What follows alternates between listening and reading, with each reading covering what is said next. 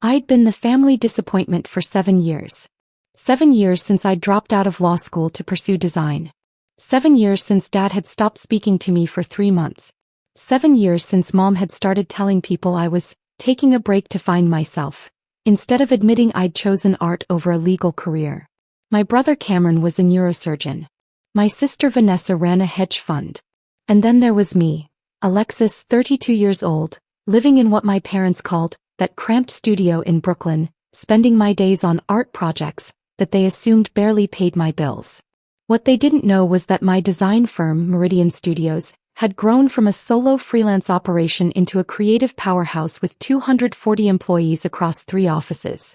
We designed brand identities for 18 Fortune 500 companies, created the visual systems for 4 major tech platforms, and last quarter alone had generated $340 million in revenue.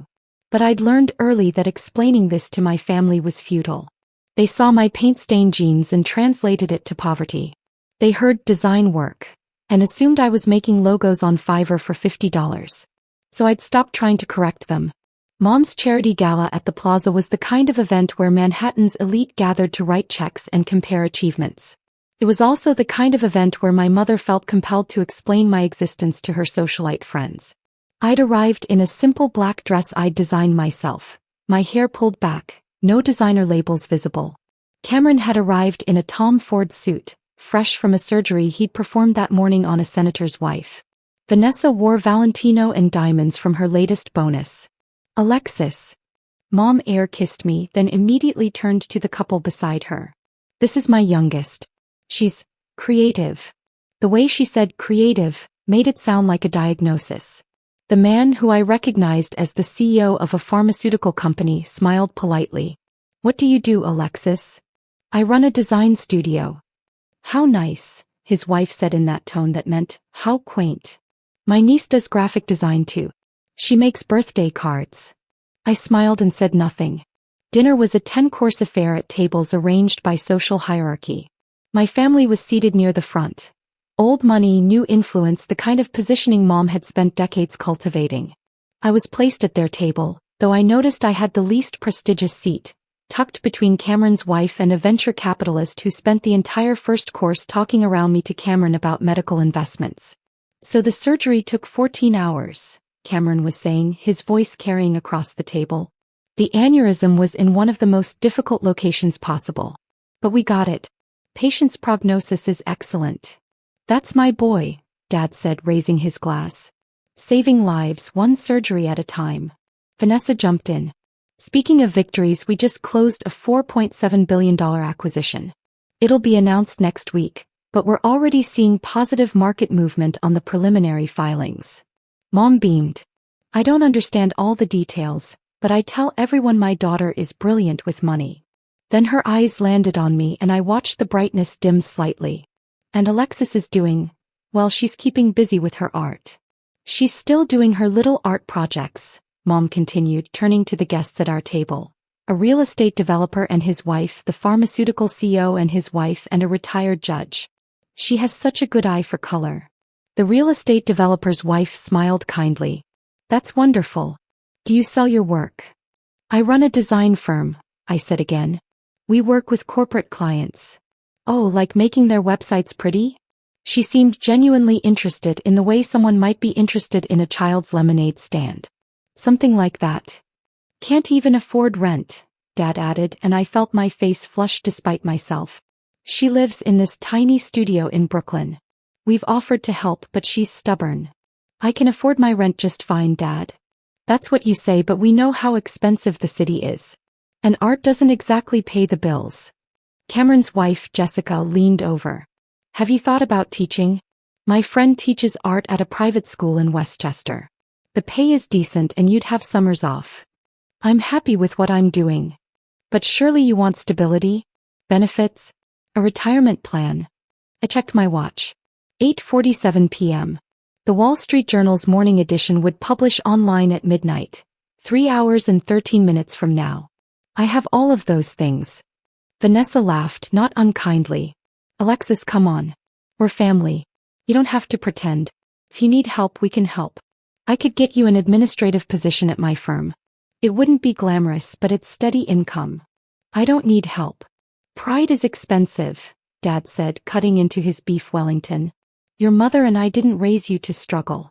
There's no shame in accepting that the art thing didn't work out and moving on to something more practical. The venture capitalist finally turned his attention to me. What kind of art do you do? I don't do art. I run a design and branding firm. Oh. His interest sparked. Which firm? Meridian Studios. His fork stopped halfway to his mouth. Meridian Studios in Dumbo? That's the one. He set down his fork completely. You run Meridian? As in you're Alexis Chin? Yes. The table had gone quiet. I know Meridian, he said slowly. We tried to book your team for a rebrand last year. We couldn't get on your schedule. You were booked solid for 18 months. Mom's smile had frozen on her face. I'm sure you're thinking of a different company, Harold. No, I'm not. Meridian Studios. You did the rebrand for Nexus Technology. And that campaign for Altitude Finance that won every design award that year. Your work is featured in the MoMA's permanent collection. MoMA. Dad's voice came out strangled. The pharmaceutical CEO leaned forward. Wait, Meridian did our rebrand 3 years ago. Cost us $8 million, but it was worth every penny. Our brand recognition increased by 340%. I took a sip of water. That was a good project. Your team was very collaborative. You charged us $8 million? He sounded more impressed than upset. Our rate was lower then. That same project would cost closer to $14 million today. Mom's hand had gone to her throat. Alexis, what are you talking about? I'm talking about my company, Mom. Meridian Studios. We employ 240 people. We have offices in New York, Los Angeles, and London. Last year our revenue was $890 million. The retired judge choked on his wine. $890 million? Vanessa whispered. Dollars. Yes. Cameron had gone pale. That's not possible. You live in a studio apartment. I live in a 4,000 square foot loft in Dumbo that I bought for $7.2 million. It's registered under an LLC for privacy. The studio you're thinking of is my personal workshop. I keep it because I like having a separate creative space. Dad was shaking his head. No, we would have known. We would have seen. Seen what, Dad? You never asked about my work. You never visited my office. You never looked at my portfolio or my client list. You decided 7 years ago that I'd failed and nothing I said could change your mind, so I stopped trying to convince you. The venture capitalist was typing on his phone. Jesus Christ. Forbes estimates your company's valuation at $1.2 billion. They project you'll hit unicorn status by next quarter. We're already there, I said quietly. The valuation they're using is from last year. Current estimates are closer to $1.8 billion. Vanessa's face had gone completely white. You're a billionaire? On paper. Most of that is tied up in the company. Liquid assets are closer to $200 million. Closer to $200 million, Mom repeated faintly. The real estate developer was laughing, a disbelieving sound. This is extraordinary. I thought I was sitting next to a struggling artist. Instead, I'm sitting next to one of the most successful entrepreneurs in New York. You were treating me like a struggling artist, I corrected. There's a difference. My phone lit up with a notification. Around the table, several other phones buzzed simultaneously. The pharmaceutical CEO pulled out his phone and his jaw dropped. The Wall Street Journal just posted their morning feature early. The billion-dollar designer, how Alexis Chin built an empire while her family thought she was broke. The blood drained from Mom's face. They interviewed me 3 weeks ago, I said calmly. They wanted to do a piece on young founders who've achieved success outside traditional paths. I told them about my family's assumptions, about dropping out of law school, about the 7 years of being introduced as the disappointment. Dad grabbed his phone with shaking hands. I watched his eyes move across the screen, getting wider with each paragraph. They have quotes from your clients, he whispered. The CEO of Nexus Technology says you're the best strategic designer of your generation. The CMO of Altitude Finance calls you a visionary. There are photos of your offices. They're massive. The London office is smaller. Only 60 people. Cameron was reading over Dad's shoulder. They estimate your personal net worth at $400 million. They list you as one of the 50 most influential designers alive. The net worth is high. I'd put it closer to $350 million, and that's including property and equity. The table had erupted in whispers. People from neighboring tables were pulling out their phones following the notification. I could see the moment the recognition spread through the room, heads turning, people pointing, whispers growing louder. Mom's friend from the next table rushed over. Patricia, did you see? Your daughter is in the Wall Street Journal. They're calling her a genius. Mom couldn't speak. She just stared at me like she'd never seen me before. The pharmaceutical CEO stood and extended his hand formally. Miss Chin, I apologize for my earlier dismissiveness. It's an honor to have worked with Meridian. Your team's work quite literally transformed our company. Thank you. Your team made it possible. The venture capitalist stood as well. I'm going to email you tomorrow. We should discuss investment opportunities. Meridian is exactly the kind of company our fund looks for. We're not seeking outside investment, but I appreciate the interest. He sat back down looking impressed. Smart. Maintain control. I respect that. Dad was still scrolling through the article, his face a mixture of shock and something that might have been grief. They interviewed us. The reporters called last month asking about you. We told them. Oh God, we told them you were still figuring out your path. The quote is on page 2, I said. Your exact words were, Alexis is taking her time finding something that fits. We support her creative exploration, even if we wish she'd chosen something more stable. Vanessa had tears in her eyes. All those times I offered you jobs, administrative positions, entry-level roles, and you're running $1 billion company. Yes. Why didn't you tell us? I did tell you. Dozens of times. You didn't listen. Cameron's voice was hoarse. The article says you've been supporting several art programs in underprivileged schools. You donated $15 million to the Brooklyn Museum. You funded an entire wing at Pratt Institute. Art education is important. I wanted to give opportunities to kids who might not otherwise have them. $15 million, he repeated. I make good money as a neurosurgeon, but I couldn't write a check for $15 million. You save lives, Cameron. That's worth more than any check I could write. Mom finally found her voice. But the way you dress, the way you live, you don't look wealthy. What does wealth look like, Mom? Designer labels? Expensive cars? I have those things. I have a Porsche in my garage that I drive maybe twice a month. I have custom suits from Savile Row. But I prefer jeans and t-shirts because I'm usually working with my hands. I prefer being comfortable over being impressive. The retired judge was still reading the article on his phone. They quote several of your employees. All of them describe you as a generous employer, paying well above industry standard, offering full benefits and profit sharing. One designer says you paid off her student loans as a retention bonus. Good employees are hard to find. I believe in compensating fairly. More phones were buzzing. The article was spreading through social media, being shared and reshared. I watched the realization dawn across the room. The struggling artist was actually a mogul. A photographer approached our table. Miss Chin? I'm from the Times. May I get a photo for tomorrow's business section? I'd prefer not to, but thank you. He nodded respectfully and left. No argument, no pressure. That was new, the courtesy that came with revealed wealth. Dad set down his phone with trembling hands. Why let us think you were failing? I didn't let you think anything, Dad. You made assumptions.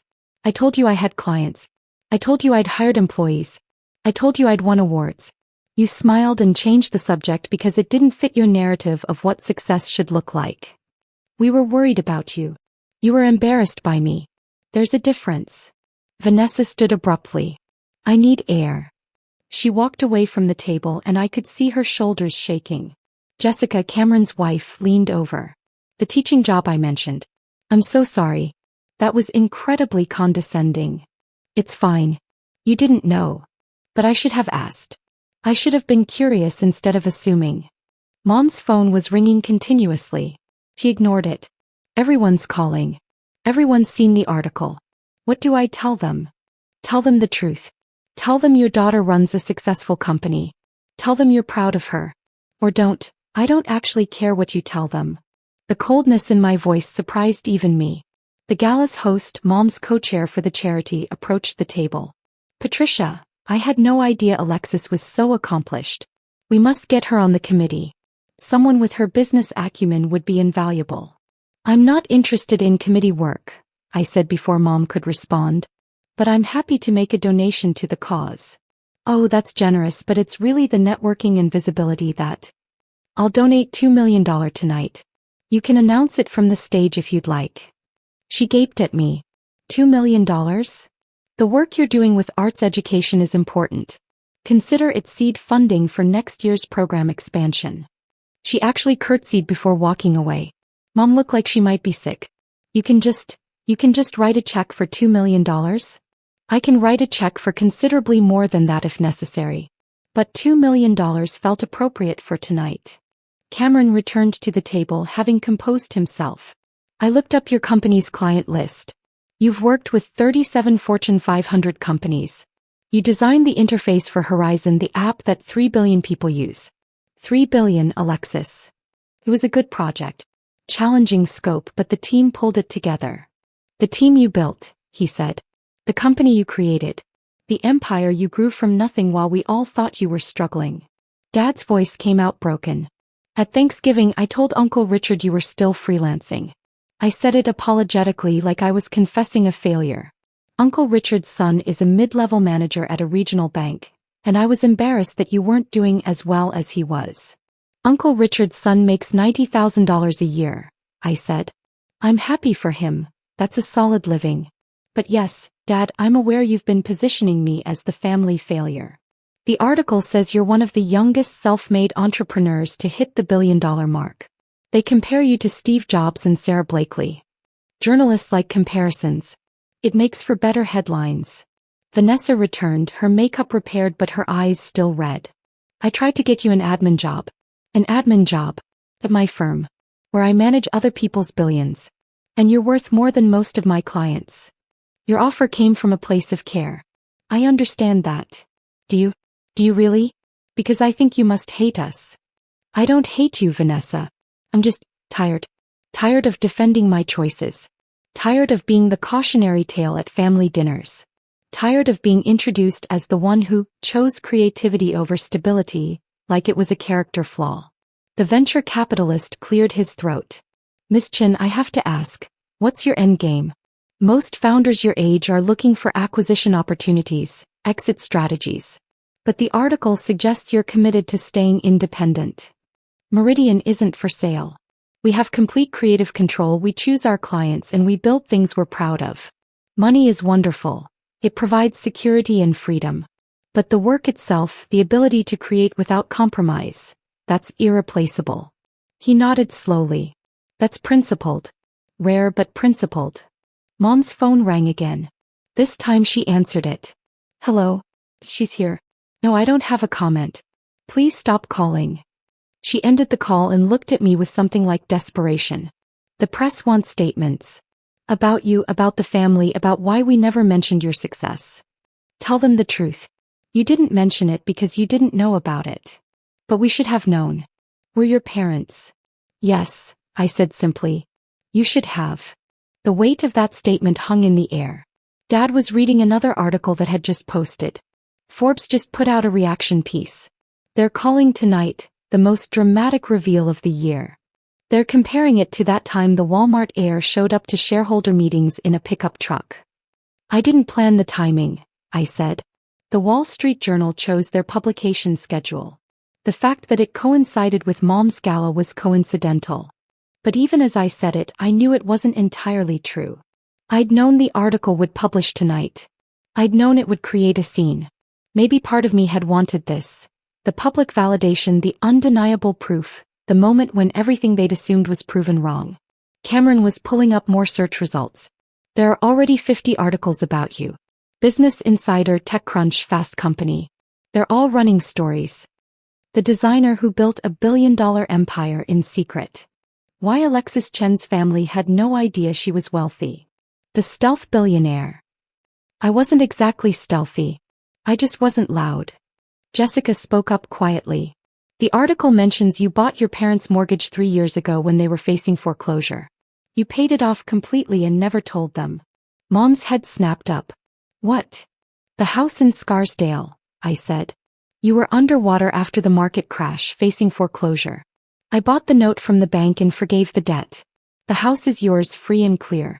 I had my lawyers structure it so you'd never know. Dad's face crumbled. That's why the foreclosure notice disappeared. We thought the bank had made an error. We thought we'd gotten lucky with a modification. You did get lucky. You just didn't know I was the reason. How much was it? Mom whispered. $1.4 million. It was nothing, Mom. I just closed a deal worth $80 million. Paying off your house was a rounding error. A rounding error, she repeated, her voice rising. Our entire mortgage was a rounding error to you and you didn't tell us? What would I have said? By the way, I just paid off your house with the pocket change from my design empire that you don't believe exists. You would have refused. You would have been insulted. So I did it quietly and let you think you'd gotten lucky. Vanessa was crying openly now. We don't deserve you. Maybe not. But you're my family and I love you anyway. The gala host returned to the stage to make announcements. But before she could begin, someone in the crowd shouted, "Tell us about Alexis Chin." Others joined in. Speech. We want to hear from Alexis. Mom looked at me with panic. They want you to speak. I'm not here to make a speech. But the crowd was insistent, applause building until the host returned to our table. Miss Chin, would you mind saying a few words? Everyone's very excited about the news. I'm really not prepared. Please, Mom said quietly. Please, Alexis. I looked at her, really looked at her, and saw something I hadn't seen in 7 years. Respect. Uncertainty. But underneath it all, genuine curiosity about who I actually was. I stood slowly and walked to the stage, very aware that everyone in the room was watching me with new eyes. The host handed me the microphone. I looked out at hundreds of faces, Manhattan's elite, people who'd dismissed me an hour ago and now hung on my every word. I didn't expect to speak tonight, I began. But since you're all curious, I'll keep this brief. 7 years ago, I dropped out of law school to pursue design. Everyone told me I was making a mistake. My parents wanted me to be a lawyer. My professor said I was throwing away a guaranteed career. My friends worried I'd end up broke and struggling. The room was completely silent. And for 7 years, most people, including my own family, assumed I had failed. They saw my paint-stained clothes and assumed poverty. They heard designer and thought starving artist. They made assumptions based on their own limited definitions of success. I paused, letting that sink in. Here's what I learned. Other people's assumptions about your life have no bearing on your actual life. Their doubts don't diminish your achievements. Their lack of vision doesn't limit your potential. Success doesn't require an audience. It just requires commitment, hard work, and the courage to pursue something you believe in even when everyone around you thinks you're crazy. Applause started to build, but I raised my hand to stop it. But I also learned something painful. When you let people believe the wrong story about you for too long, eventually they'll be shocked by the truth.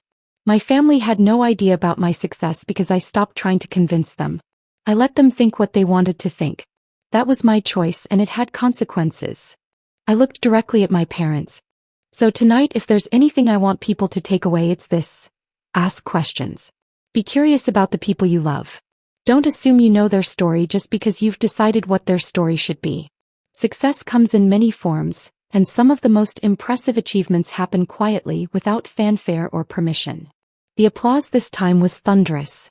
As I walked back to my seat, people reached out to touch my arm, to congratulate me, to introduce themselves. The photographer I'd turned away earlier caught my eye and raised his camera in a question. This time I nodded. When I sat down, Dad was crying openly. I'm so sorry, Alexis. I'm so incredibly sorry. I know. Can we start over? Can we learn who you actually are? That depends. Do you want to know who I am, or do you want to know the billionaire the Wall Street Journal wrote about? Because those are different things. He wiped his eyes. I want to know my daughter. The real one. Not the version I invented in my head. Mom reached across the table and took my hand. Will you have dinner with us? Just us, no guests, no pressure. Will you tell us about your work? About your life? About everything we've missed? Yes. I'd like that. Vanessa leaned over. And maybe you could tour us through your office? Show us what you do. I can arrange that. Cameron smiled, a genuine smile without the competitive edge I'd gotten used to. I want to hear everything. And I want to apologize for every time I implied your work wasn't real. Apology accepted. My phone was buzzing continuously now. Messages from employees, clients, friends who'd seen the news. Media requests were flooding in. My head of PR had sent me 17 texts in the last 10 minutes, all in capital letters. But I silenced my phone and turned my attention back to my family. They looked different now. Smaller somehow, like they'd been operating with a false sense of scale and had finally seen the actual dimensions of the world I'd built. The rest of the gala passed in a blur. People approached our table all night wanting to talk about my work, to pitch ideas, to network. My parents watched in amazement as CEOs and venture capitalists treated me like a peer, like someone whose time was valuable, whose opinion mattered. At the end of the night, as we walked out of the plaza, Dad pulled me aside. The article mentioned you have 3 board seats at major companies, that you advise startups, that you mentor young designers, that you've created a foundation that funds art programs in 50 cities. Yes. All while we thought you were barely getting by. Yes. That must have been lonely. The observation surprised me with its accuracy. Sometimes. But I had my team. My clients. People who understood what I was building. But not your family. No. Not my family. He looked up at the night sky, stars barely visible through Manhattan's light pollution. I'll never forgive myself for missing this. For missing you. You don't have to carry that forever, Dad. We have time now. We can build something new. The article said you named the company Meridian because it means the highest point and a line that runs true. I never asked you why you chose that name. Because I wanted to build something that reached for the highest point of creativity while staying true to my vision. Everything I do comes back to that principle. He nodded slowly. That's beautiful. That's really beautiful, Alexis. My car pulled up, a black Tesla that I'd ordered through an app. Not the Porsche which was still in my garage. Not a flashy statement. Just quiet, efficient transportation. Can I drop you somewhere? I asked. Dad shook his head. Your mother and I are going to walk for a while. I think we need to talk. To process all this. Okay. He hugged me then, longer than he had in years. I'm proud of you, he whispered. I should have said that every day and I'm sorry I didn't. But I'm saying it now. I'm so incredibly proud of you. Thank you, Dad. I climbed into the car and watched through the window as my parents stood together on the sidewalk, having what looked like an intense conversation. Cameron and Vanessa were nearby, both on their phones, probably fielding calls about me. As the car pulled away, I checked my messages. My head of PR's latest text read, "This is the biggest press day we've ever had.